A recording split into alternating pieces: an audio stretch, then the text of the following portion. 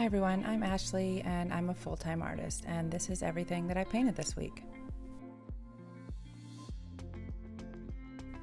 These are 8x10 Smoky Mountain landscapes that I painted, and I worked on 4 of these simultaneously so that I could paint them in stages.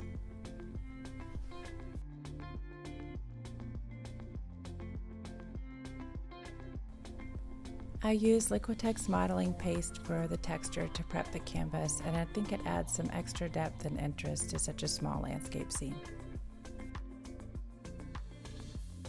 I do paint the edges so that they can be hung as is, but I also like the look of them framed.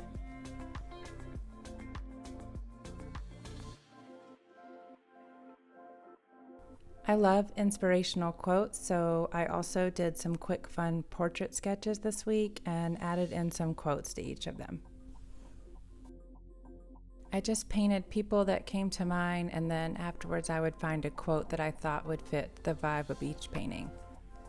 As much as I love detail work, sometimes I just enjoy painting for the sake of painting, and I'm often really surprised at what I end up with.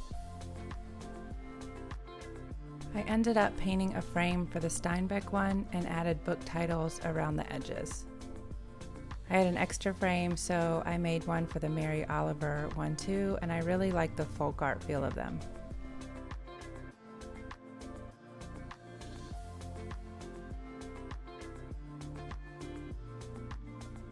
I was able to finish these 2 floral paintings that I had in progress, and once I finished them, I decided they did need to be framed, so I put these gold frames on them. I also painted this one-off 8x10 cat painting, and it was for a discerning 5-year-old client. I needed a restock of hand-painted journals, so I worked on a bunch of those and got most of them finished.